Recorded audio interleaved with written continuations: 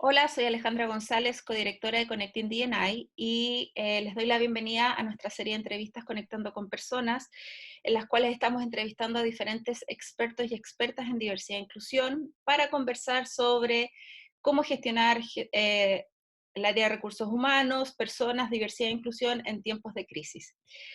Hoy día nos acompaña Alan Richter. Él es doctor en filosofía, escritor, profesor y presidente de QED Consulting, una compañía que lleva más de 30 años con sede en Nueva York. Trabaja principalmente en las áreas de liderazgo, valores, cultura, cambio organizacional, y es un pionero reconocido a nivel global en términos de diversidad y ética internacional. Ha trabajado con distintas organizaciones, como por ejemplo la Organización Europea para la Investigación Nuclear, diferentes sedes de la Agencia de las ONU, y principales compañías del Global Fortune 500, como por ejemplo American Express, Chubb, Citibank, Delphi, Ernst Young, Gartner, Home Depot, etc. Y también, bueno, pertenece al directorio del Center for Global Inclusion y es coautor del Global Diversity Inclusion Benchmark, el GDIB, herramienta que hemos conversado en otras entrevistas y que vamos a profundizar más adelante. Bueno, sin más preámbulos, le doy la bienvenida a Alan. Hi, Alan. How are you? How do you feel? Uh, All good, thank you. Oh, Good to see you, good. Alejandra. Yeah. Good to see you too. A long time. 1 month uh, inside our houses, and 1 month we got to actually hug each other. So it's a long time. It seems a lot. Yeah, the world has changed. Yeah. I know. Yeah. Yeah. Well, thank you for being with us. I know you've been busy. Plus, you're in New York, which is, I don't know, very intense in terms of coronavirus. So I think that takes a lot of energy and time as well. But I'm going to do a straight questions. Sure. I wanted to start with the comparison that you do. I imagine that with all your experience, you remember a little bit what it was like in 2008 or other crises in terms of day in the field. So I was wondering, what do you remember about that? How was, going on everything in terms of day? And today, what challenges do you see Yeah. the organizations have in terms of this pandemic compared to that crisis that we lived in 2008 and other periods? It's so interesting that you pick on the two, 2008 and now 2020, because in both cases, New York was the epicenter. I mean, Yeah, there I was know. Wall Street, and now New York is the worst in the world in terms of, the COVID-19 epidemic. There's a very big difference because 2008 was a financial crisis. Yeah. And today we have a worldwide pandemic. Very, very different. The worldwide, the financial crisis did affect the world, but it was a financial crisis. And from the D&I perspective, I do remember that all of our financial clients, UBS, RBS, SocGen, they all just stopped working because their focus was all on, on saving their shirts basically and staying financially viable. And many of them just stopped doing diversity and inclusion work for a number of years until it sort of picked up again. We were lucky back then because we had the United Nations as a major client, and the UN wasn't as affected by it. I mean, they got funding, and even though the funding in future years was diminished, we had ongoing work, so it didn't affect us as badly. We survived by doing a lot more non-profit work as opposed to for-profit work. I think the lasting effect of the financial crisis was fairly short. I mean, within a couple of years, the world sort of pulled back together. This one, it's very hard to predict. It's a far worse crisis than 2008. The loss of jobs is going to be much, much bigger than in 2008. The difference, I think, is we are more connected in the world today than in 2008, thanks to the internet and the technology, which is really saving ourselves. I mean, just very quickly, personally, I have a story because my grandfather died in the great flu epidemic in 1918, 100 plus years ago, right? And it was devastating. 50 million people died, and the world didn't know what hit them. They didn't have the science and the biology to understand what that flu epidemic was.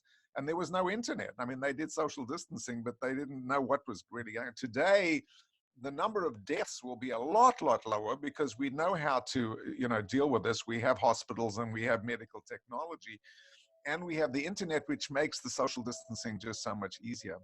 But yeah, it's hard to predict. Well, we'll talk more about it, what's happening today compared to 2008. This is far worse. Yeah. And the need for diversity and inclusion is as great, if not greater today than it was 12 years ago. Yeah. Yeah. And why is it? I think because of the social distancing, which didn't exist in 2008. So people are physically distant, which means that they need to be more emotionally connected. Yeah. And so the importance of inclusion and the importance of belonging and the importance of, all of this is major today. And we do see wonderful responses by organizations, both for-profit, not-for-profit now, using their employee resource groups and their networks, to connect, to have a virtual cocktail hour at 5 o'clock in the evening or something, to support one another, especially folks who are living alone. It's one thing if you've got partners or family with you. If you're living alone and you have to work and your social life revolved around your workplace and your workmates, now it's much harder if you're alone. So it's also interesting from a personality perspective. I think if you're an introvert, you may be better able to cope with this. But if you're an extrovert, this is incredibly painful not to have your social life. And so using the tools of technology to create virtual community, and virtual belonging is now possible. And we have to do a lot more of that. And smart companies and organizations are, leveraging the technology to do that. Yeah.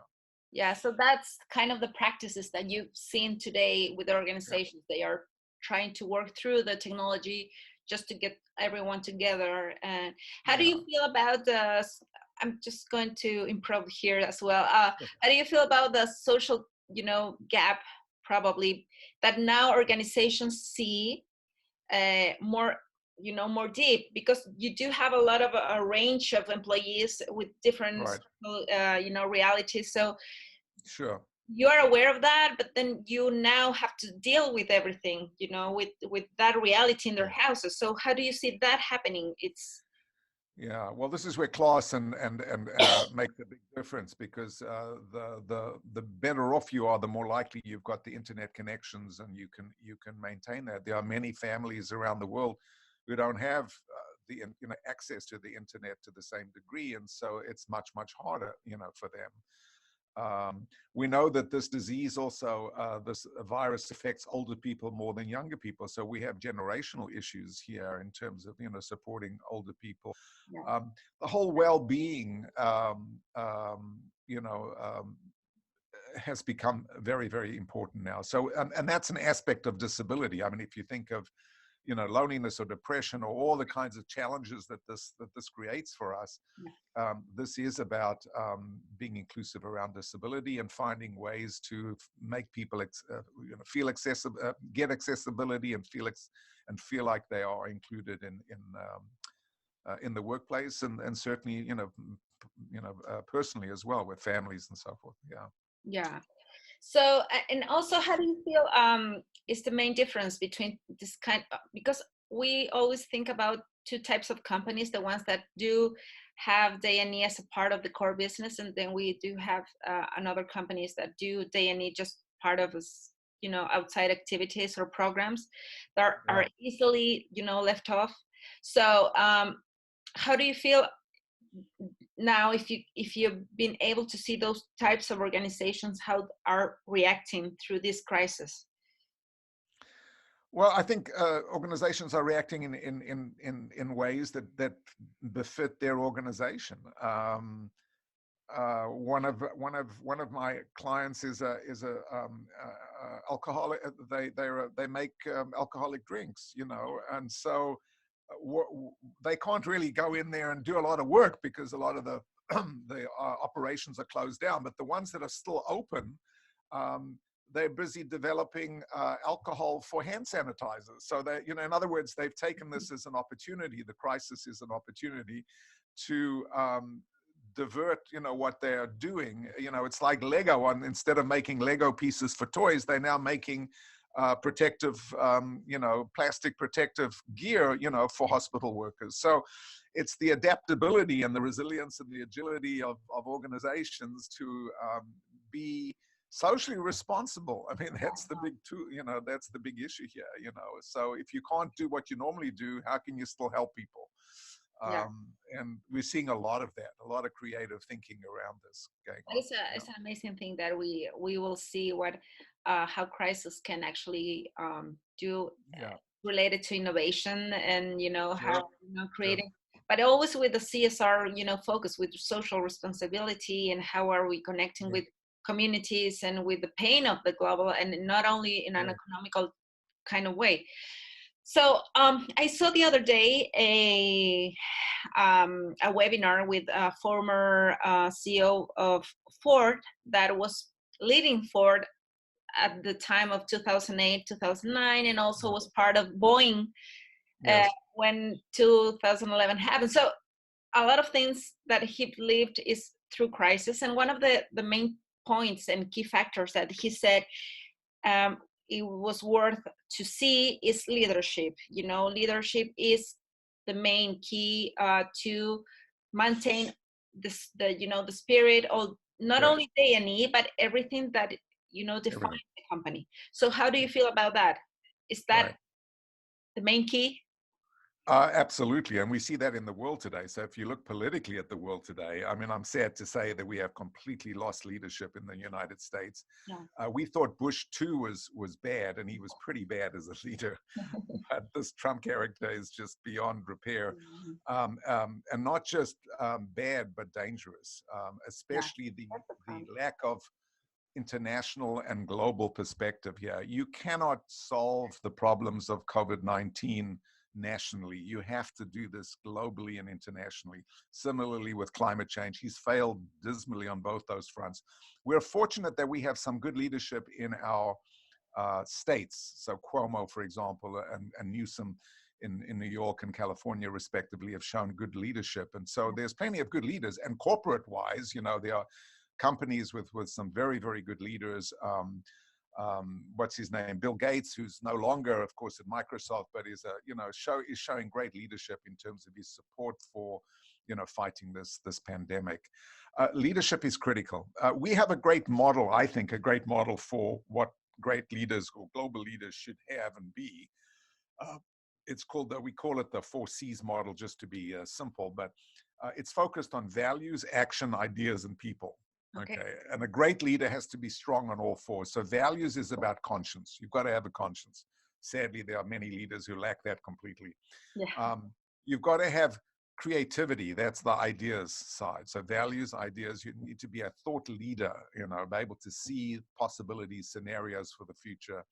You've got to have the action, the courage, okay? So you've got to be able to not just have good thoughts and have strong values, but to be able to put them into action, to walk the talk, to be a role model, to execute on plans, et cetera, et cetera. And then the 4th C is the people one.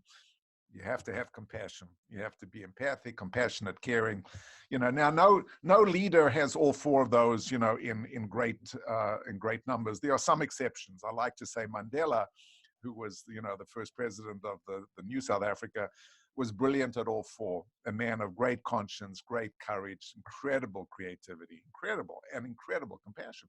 But that's rare. So in a leadership team, you may not find all of these strengths in one person, but if you find it in your leadership team that you can address all 4 of those quadrants, you've got strong values and strong execution and action, ideas and people, then you will succeed as an organization, as a company. That is really important, because I think that is it's difficult to be all those, but if you acknowledge that you are not all those and you lack some of them, some qualities, then you have other people around you that can Exactly. work with you. Here's the thought leader, here's the people leader, here's the Yeah, conscience of the organization, here's the deliverers, the people who get things done. yeah, Absolutely. It's about, again, it's a diversity message. It's about, there's not one way of leading, there are many ways. And we need to be inclusive around those diverse ways of leading. Yeah. great. So the last question, what recommendations or thoughts you have for D&E practitioners inside of organizations specifically, I would say, because they are, as everyone in organizations are trying to just keep the machine going Yep. as much as they can. So, and as we talked at the beginning, there are organizations that are just not doing anything else, just focusing on on the main products. So Yep. what do you say to them? What can we say to those people who've been working all this past year or past Right. years in terms of D&E and trying to do this with the heart, and they're kind of losing everything now? What do you say to them? So that's where I think the GDIB can be very, very useful for D&I practitioners, because it is a holistic, systemic approach to D&I, and it focuses on, as you remember, foundational, internal, external, and bridging.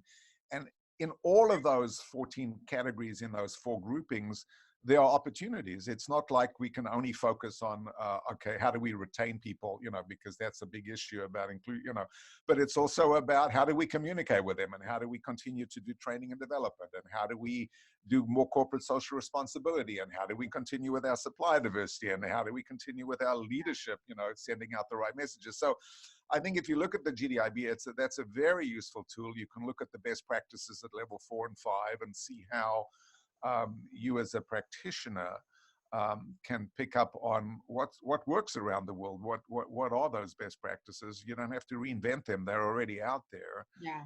Not that you can't be a pioneer and come up with some of your own brilliant ideas, but there's lots to rely upon and build upon in the GDIB. I would say that's a fantastic starting point. Yeah. Yeah, great. So to assess in terms of how's actually they need inside of the organization as a whole, so that's Yeah, I think the internal, external, you need to focus internally, but there may be great opportunities externally, working with your clients and your vendors and so forth and so on. The bridging is very important, that you continue to communicate, that you do more assessment work to feel, until you know how people feel, it's hard to know what they want and what they need. So, assessment and research is important as well. And then sustainability is not unimportant here. Climate change is all connected to this. I got to tell you, I live in New York and I walk the dog every day, and nature is coming back strongly because we've withdrawn all this carbon and all this traffic and all this noise and buzz, and it's giving the earth a chance to recover a little bit. That's one of the positives that's coming out of this. Yeah. Yes. And we need to make that sustainable. So we can't go back to a world where we just go back to polluting like crazy. We have to connect D&I with sustainability. Yes, sure. Very much agree with that idea. So thank you so much, Alan, for your time. Thank you. Thank you. Stay well, be safe, and we'll talk again. Yeah. Hopefully everything works fine for us. Okay. Thank you. Thank you so much and see you. Y muchas gracias a todos por conectarse.